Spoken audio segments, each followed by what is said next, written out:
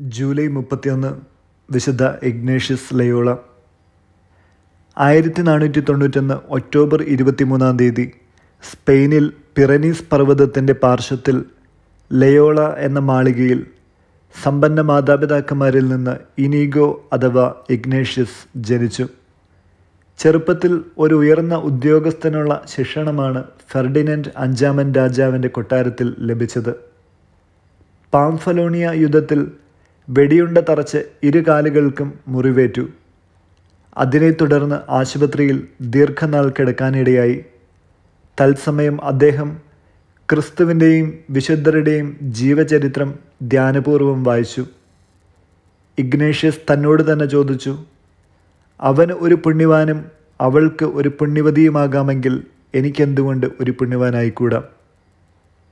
പിന്നീട് ഒരു ദൈവമാതൃരൂപത്തിൻ്റെ മുമ്പിൽ മുട്ടുകുത്തി പ്രാർത്ഥിക്കുമ്പോൾ ഈശോയുടെ സേവനത്തിന് മറിയത്തിൻ്റെ സംരക്ഷണയിൽ തന്നെ ഒഴിഞ്ഞുവെച്ചു. ഉടനടി ഇഗ്നേഷ്യസ് മോണ്ടുസറാറ്റ് ബെനഡിക്റ്റൻ ആശ്രമത്തിൽ പോയി കുറേ നാൾ താമസിച്ചു. അവിടെ വച്ച് അടുത്തുള്ള മൻഡ്രേസായിലേക്ക് താമസം മാറ്റി.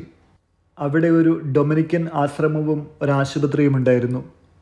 പ്രാർത്ഥനയും പ്രായശ്ചിത്തവും ഉപവാസവുമായി അവിടെ 1 വർഷം താമസിച്ചു. അവിടെ വച്ചാണ് ആധ്യാത്മിക അഭ്യാസങ്ങൾ എന്ന ഗ്രന്ഥം എഴുതിയത്. അവസാനം അദ്ദേഹം വിശുദ്ധ സ്ഥലങ്ങൾ സന്ദർശിച്ചു. എന്നാൽ മുഹമ്മദീയരുടെ എതിർപ്പ് നിമിത്തം മതിയാകുവോളം അവിടെ താമസിക്കുവാൻ കഴിഞ്ഞില്ല. അടുത്ത 11 വർഷം പല സർവകലാശാലകളിലും താമസിച്ച് പഠിച്ചു. 2 പ്രാവശ്യം അദ്ദേഹത്തെ പാഷണ്ടി എന്ന് സംശയിച്ച് ജയിലിൽ അടച്ചു. 1534 33-ാമത്തെ വയസ്സിൽ ഇഗ്നേഷ്യസും ഫ്രാൻസിസ് സേവ്യറും ഉൾപ്പെടെ 7 പേർ ദാരിദ്ര്യത്തിലും കന്യാവ്രതത്തിലും അനുസരണയിലും ജീവിക്കുവാൻ വ്രതമെടുത്തു. മാത്രമല്ല, മാർപ്പാപ്പ നിയോഗിക്കുന്നിടങ്ങളിൽ ജോലി ചെയ്യുവാനും അവർ നിശ്ചയിച്ചു. 1538 പുതിയ സഭയ്ക്ക് 3-ാം പൗലോസ് മാർപ്പാപ്പ അംഗീകാരം നൽകി.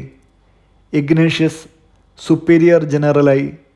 അംഗങ്ങൾ പലരും മിഷനിലേക്ക് പോയപ്പോൾ ഇഗ്നേഷ്യസ് റോമയിൽ താമസിച്ച് താൻ സ്ഥാപിച്ച ഈശോ സഭയെ ശക്തിപ്പെടുത്തുവാൻ തുടങ്ങി.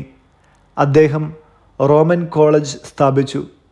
ഇഗ്നേഷ്യസ് മരിക്കുമ്പോൾ സഭയ്ക്ക് 100 ഭവനങ്ങളും 1000 അംഗങ്ങളുമുണ്ടായിരുന്നു. പ്രൊട്ടസ്റ്റൻ്റ് വിപ്ലവകാലത്ത് കുരുത്ത ഈശോ സഭയ്ക്ക് പ്രൊട്ടസ്റ്റൻ്റുകാരുടെ മാനസാന്തരത്തിനു വേണ്ടി പ്രവർത്തിക്കുകയായിരുന്നു ഒരു പ്രധാന ലക്ഷ്യം.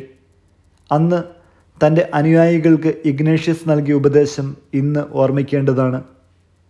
പാഷണ്ടികൾ സന്നിഹിതരായിരിക്കുമ്പോൾ നിത്യസത്യങ്ങൾ പ്രതിപാദിക്കുക, സൂക്ഷിച്ചു വേണം.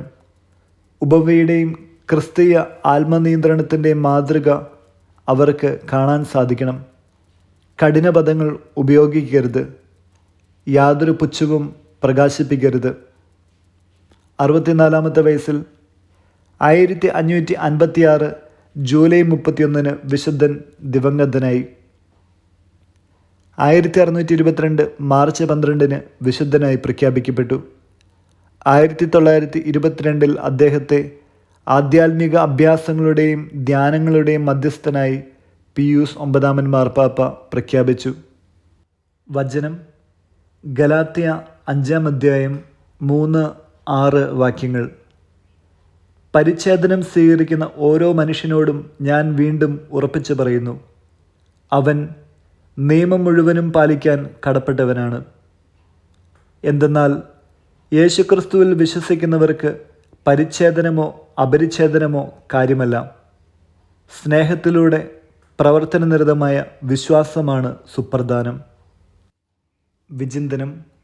വിശുദ്ധ ഇഗ്നേഷ്യസിൻ്റെ ആധ്യാത്മിക തീഷ്ണതയ്ക്ക് തെളിവായ ലളിതമായ പ്രാർത്ഥനകളാണ് മിശിഹായുടെ ദിവ്യാത്മാവേ എന്നെ ശുദ്ധീകരിക്കണമേ, എൻ്റെ കർത്താവേ എൻ്റെ സ്വാതന്ത്ര്യം മുഴുവനും അങ്ങ് എടുത്തുകൊള്ളുക.